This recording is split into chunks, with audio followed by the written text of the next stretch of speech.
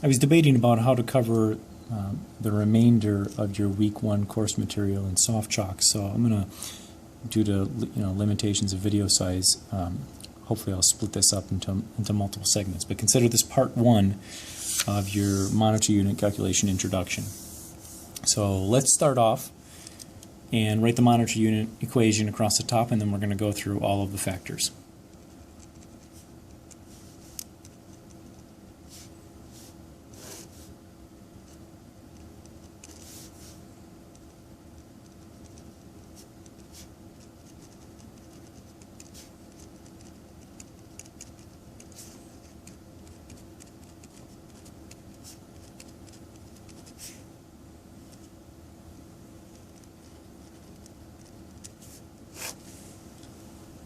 Okay, across the top we have dose and centigrade. S sub C and S sub P are your output factors, so these combined make S sub Cp, which is your total output factor. So as far as the units go, this is in centigrade per MU. So if you have centigrade per MU, the centigrades drop out, the monitor units go to the top, and that's how we get MU. So the monitor units work out. Everything else is a relative factor. Okay, they're unitless. All right. You have to remember that these radiation machines are calibrated by the physicists, and they're calibrated under very specific reference conditions. We've mentioned this before, and John Smith had it in his PDF very eloquently about physicists making sure that the rest of the dosimetry staff in the department know exactly the exact reference conditions that the machines are calibrated. Let's take a reference condition. In our case, let's say 6X is calibrated to deliver 1 centigrade per 1 MU for a 10 by 10 field size at 100 centimeter SSD. Okay, under those exact conditions, if I dial up 1 monitor unit in the machine, I deliver 1 centigrade at Dmax. Okay, now once we start deviating from this, then we start doing monitor unit calculations and dosimetry. Okay, and you will never treat in the clinic this ever. 99.9% of the calculations you will do will never be like this, especially for photons. So let's start talking about these, S sub C and S sub P. S sub C is the collimator scatter factor. This accounts for the change in collimator size, change in dose rate with collimator size. We talked about dose rate, field size dependence. This is kind of a corollary to that. There's a difference between S sub C and S sub P. Okay, S sub C is the collimator scatter factor. It has to do with two things.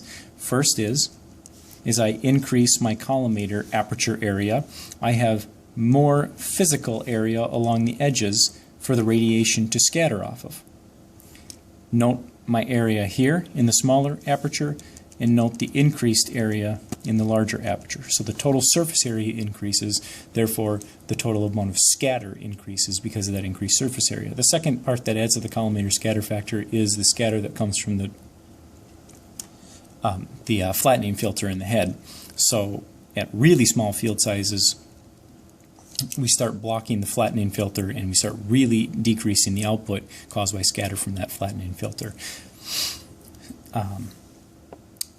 If I had to draw a picture for collimator scatter factor, if we wanted to measure it, I would put a detector in the center of a volume that allowed charge particle equilibrium, so we're basically at Dmax, and I have a beam coming down.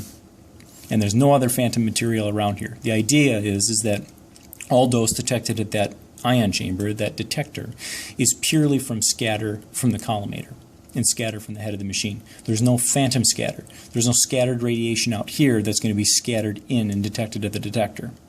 Okay? In fact, physicists do this. They do this for a variety of field sizes and whatever energies they have in the machine. Next is the phantom scatter factor, S sub P. What does this account for?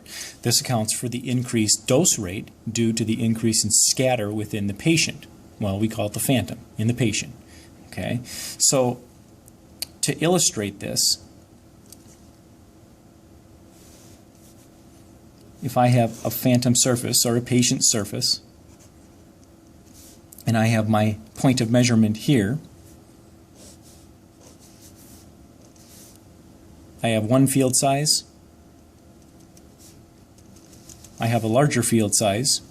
I now have additional scattering material out here with the larger field size that I didn't with the smaller field size. So now I have not only direct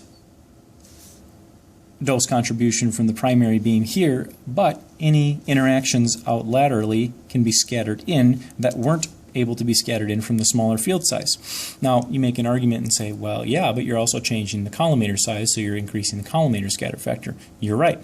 That's why S sub p cannot be measured. Okay? It's impossible to measure. I shouldn't say impossible. People don't measure it.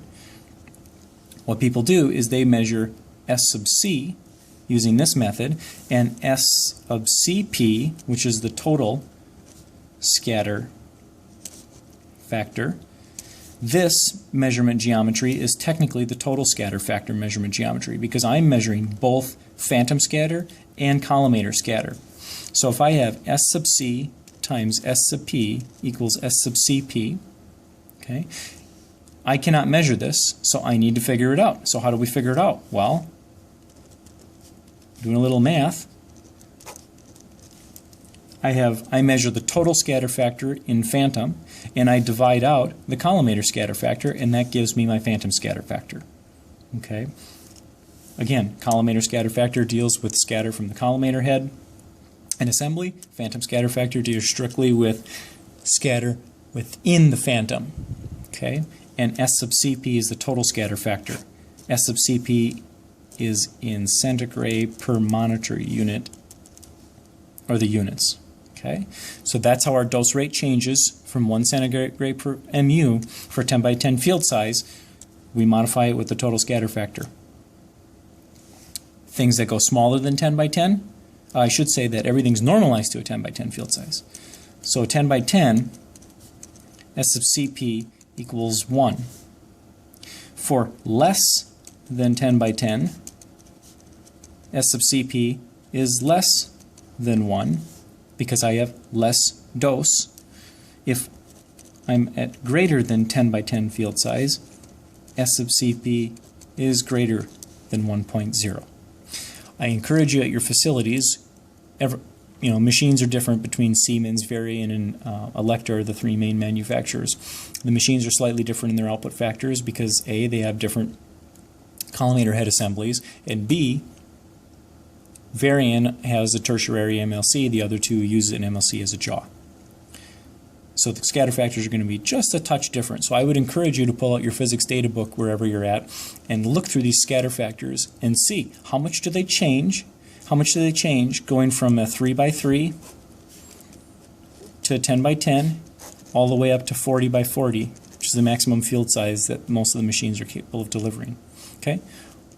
What is this? This is 1.0. And what is this? What's the range? What's the range for S sub c? What's the range for S sub p? What's the range for S sub Cp? How much does it change?